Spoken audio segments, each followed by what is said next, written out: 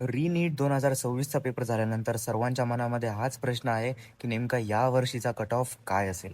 तर मित्रांनो, या व्हिडिओमध्ये आपण सविस्तरपणे कट ऑफ एनालिसिस करणार आहे. तर व्हिडिओ शेवटपर्यंत नक्की बघा. व्हिडिओ आवडल्यास व्हिडिओला लाईक आणि चॅनलला सबस्क्राईब करा. व सोबतच जर का तुम्हाला कोणत्याही प्रकारचे प्रश्न किंवा शंका असतील किंवा आमच्या पेड काउन्सिलिंग प्रोग्राममध्ये इंटरेस्टेड असाल, तर खाली दिलेल्या WhatsApp नंबरवर मेसेज करा आणि आमच्यासोबत जॉइन व्हा. तर चला व्हिडिओला सुरुवात करूया. आपण जर का री-नीट 2026ची डिफिकल्टी लेव्हल बघितली तर ती अशी आहे, की जो बायोचा पेपर आहे हा ईझी आला होता.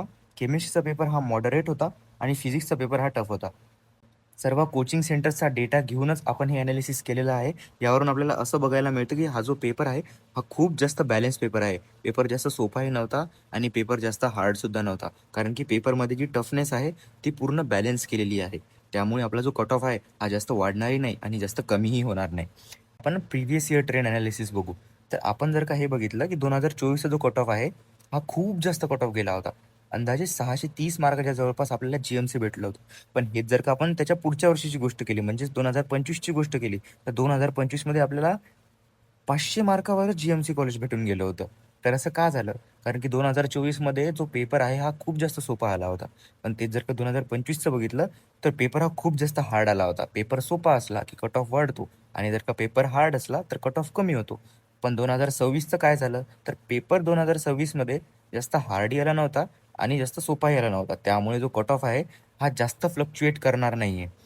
म्हणजेच हा पेपर आपला 2025 आणि 24च्या मधातला पेपर आपण याला म्हणू शकतो. तर आता आपण जो ॲक्चुअल एक्स्पेक्टेड कट ऑफ आहे 2026चा तो बघूया. तर तो असा आहे, की तो जनरल कॅटेगरीसाठी आहे. हा 560 प्लस मायनस 10 मार्क म्हणजे 10 मार्क पुढे किंवा 10 मार्क मागे हा कट ऑफ राहू शकतो. नंतर जर का आपण ई-डब्ल्यू-एस कॅटेगरीचं बघितलं तर 530 मार्क प्लस मायनस 10. ओ-बी-सीचं बघितलं तर 555 प्लस मायनस 10.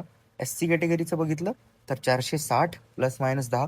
एस-टी कॅटेगरीचं बघितलं तर 360 प्लस मायनस 10 असा आपला कट ऑफ 2026 नीटचा जाऊ शकतो. आणि सर्वांना हा एकच प्रश्न पडतो, की माझ्या मार्क्सवर मला कोणते कॉलेज मिळेल? याचसाठी आम्ही सुरू केलेला आहे आमचा पेड काउन्सिलिंग प्रोग्राम. यामध्ये तुम्हाला नीट काउन्सिलिंगचे सर्व अपडेट्स, व्हॉट्सअप सपोर्ट आणि MBBS, BAMS, BHMS, BDS, physiotherapy या सर्व कोर्सेससाठी वैयक्तिक मार्गदर्शन मिळेल. तुमच्या मार्क्स, कॅटेगरी आणि बजेटनुसार तुम्हाला सर्वोत्तम कॉलेज कोणते असेल, सोबतच जॉईन झाल्यापासून तर तुमच्या कॉलेजच्या पहिल्या दिवसापर्यंत आम्ही तुमच्या सोबत असू.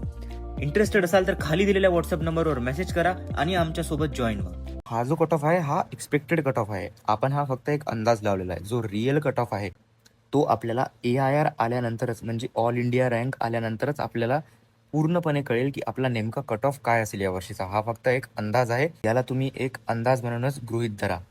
आता या व्हिडिओमध्ये एवढंच. भेटूया पुढच्या व्हिडिओमध्ये. तोपर्यंत जय हिंद, जय महाराष्ट्र. मेडमार्ग तुमच्या सेवेत.